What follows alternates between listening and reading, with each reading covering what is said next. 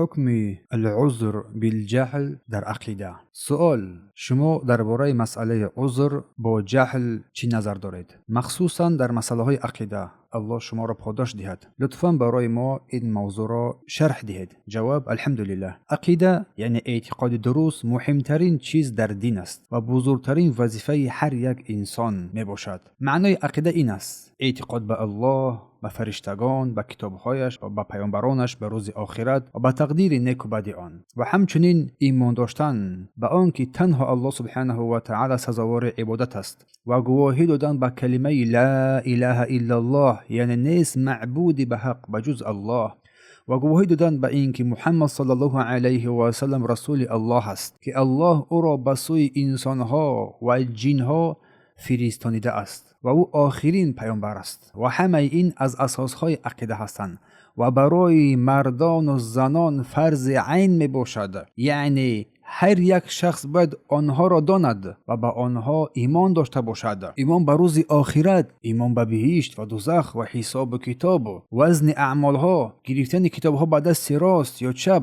و همه چیزهایی که در قرآن و احادیث صحیح آمده است نیز باید قبول کرده شود. پس آیا جهل در عقیده عذر هست؟ اگر شخصی در محیط مسلمان ها باشد، به او قرآن و سنت رسیده است، اما این چیزها را نداند و ناآموخته باشد هم، پس جهلش برای او عذر شده نمیتواند. چون این اشخاص میتوان بی توجه یا غافل یا رویگردان از دین الله سبحانه و تعالی نامید، معرض. اینها را غافل میگویند. این امر عظیم است، پس عذر نیست. چون که الله سبحانه و تعالی میفرماید: ام تحسبوا ان اکثرهم یسمعون ام یعقلون انهم الا کالانعام بل هم اضل سبیلا. و گمان نکنید که بیشتر آنها میشنوند یا میفهمند. نه، آنها مثل چارپایانند، بلکه از آنها هم گمراه ترند. سوره فرقان آیت 44. و نیز فرمود: ولقد ذرعنا لجهنم كثيرا من الجن والانس لهم قلوب لا يعقلون بها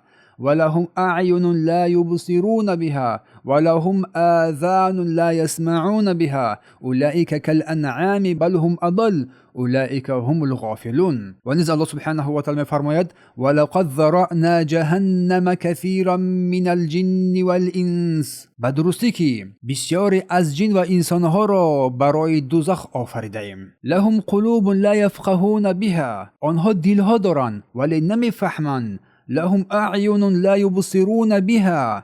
آنها گوش ها دارند، چشم ها دارند، آنها چشم ها دارند ولیکن نمی بینند حقیقت را. ولهم آذان لا یسمعون بها. و آنها گوش ها دارند ولی نمی شنوند. اولئک کالانعام بل هم اضل. به درستی که آنها مثل چارپایانند، بلکه از چارپایان در بدتر هستند. اولئک هم الغافلون. اینها هستند مردم غافل، گمراه. سوره اعراف آیت 179. و نیز الله میفرماید: فریقا هدا و فریقا حق علیهم ضلاله. گروه الله آنها را هدایت کرد و گروه دیگری بر آنها گمراهی واجب شد. انهم اتخذوا الشیاطین اولیاء من دون الله. به درستی که آنها شیطانها را دوستان خود قرار دادند بجز الله. و یحسبون انهم مهتدون. و گمان میبرند که آنها هدایت یافتگانند، راه یافتگانند. سوره اعراف آیت 30. پس الله سبحانه و تعالی آنهایی که بر عقیده روی گردانند و نمی آموزند به سبب جهلشان عذر نداده است. اما شخصی که در کشور دور زندگی میکند، در میان مسلمان ها نیست و قرآن و سنت بر او نرسیده است، پس او معذور، عذرناک است، عذر یافته است.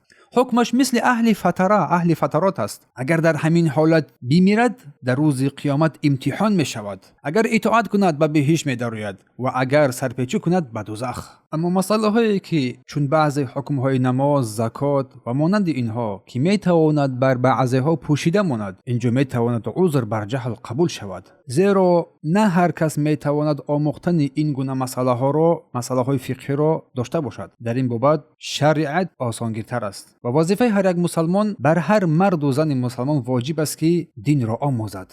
اگر چیزی را نداند از اهل علم بپرسد، به جهل راضی نشود و غافل رویگردان نباشد.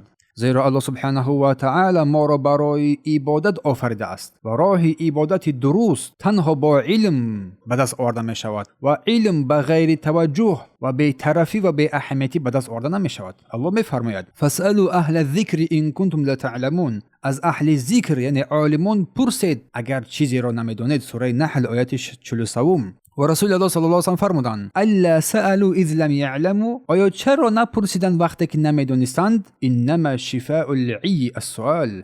به درستی که شفای جهالت جاهلی این سوال کردن است. و همچنین فرمودند من یرید الله به خیرا یفقهه فی الدین. هر که را الله سبحانه و تعالی خیری بخواهد او را فقیه فهم دین را میدهد. منبع شیخ ابن باز مجموع الفتاوی و مقاله های گوناگون مجلد 9 صفحه 398.